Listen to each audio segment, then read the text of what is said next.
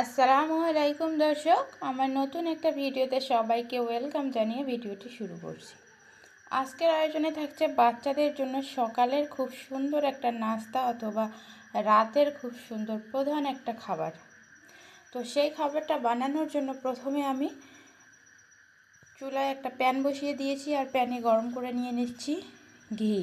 এখানে আমি 1 চামচ ঘি নিয়েছি, তোমরা চাইলে ঘিয়ের পরিবর্তে বাটারও নিতে পারো। এরপরে গ্রেট করে রাখা কিছুটা পরিমাণে বিটরুট দিচ্ছি। তোমরা চাইলে এখানে বিটরুটের পরিবর্তে গাজর দিয়েও কিন্তু রান্নাটা করতে পারো। বাচ্চাদের কিন্তু নিত্য নতুন খাবার দিলে বাচ্চারা ঠিকই খেয়ে নেবে। অনেক সময় বাচ্চারা খেতে চায় না বা খাওয়া নিয়ে মায়েরা অনেক টেনশন করে। তো সেক্ষেত্রে আমি বলবো বাচ্চাদের যদি এরকম নিত্য নতুন খাবার দিতে পারি তাহলে কিন্তু বাচ্চারা একটু হলেও খাবে।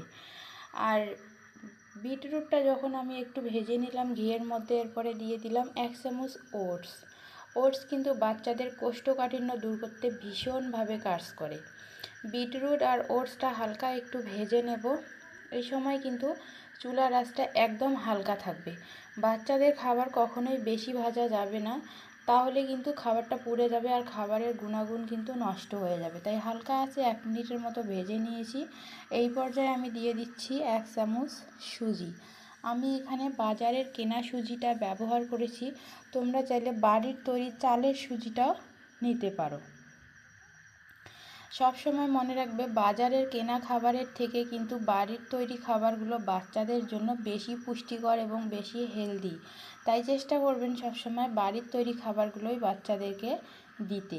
আমার বাড়ির তৈরি চালের সুজিটা শেষ হয়ে গেছে, সেই কারণে আমি বাজারের কেনা সুজিটা দিয়েছি।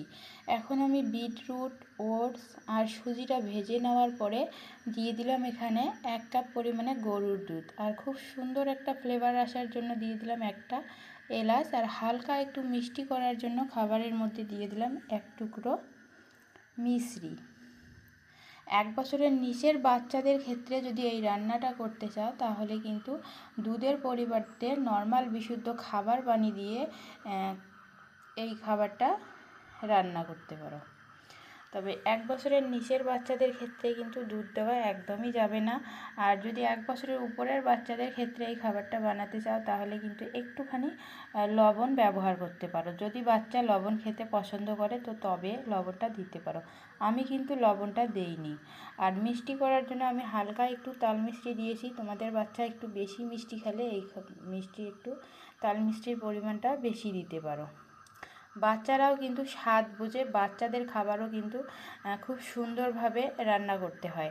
বাচ্চা খাবে বলে যেমন তেমন করে রান্না করলে কিন্তু বাচ্চারা খেতে চায় না। এখন এই পর্যায়ে এই খাবারটা কিন্তু বিটরুট দিয়েছি জন্যে কিন্তু খাবারটা একদম লাল হয়ে গেছে। যদি বিটরুট না দিয়ে আমি গাজর দিতাম তাহলে কিন্তু খাবারটা সাদা হতো, কারণ এটা আমি গরুর দুধ দিয়ে রান্না করেছি। তো যাই হোক বন্ধুরা, আমি এই পর্যায়ে খাবারটা নামিয়ে নিয়েছি। যদি তোমাদের বাচ্চা একটু পাতলা খাবার খেতে পছন্দ করে তাহলে এখানে আরেকটু দুধ দিয়ে কিন্তু খাবারটাকে পাতলা করে বাচ্চাকে সার্ভ করতে পারো। তো বন্ধুরা, যারা শেষ পর্যন্ত আমার ভিডিওটি দেখলেন তাদেরকে অসংখ্য ধন্যবাদ জানিয়ে ভিডিওটি শেষ করছি। যারা চ্যানেলটি সাবস্ক্রাইব করেনি প্লিজ চ্যানেলটি সাবস্ক্রাইব করে আমার বন্ধু হয়ে পাশে থাকবেন।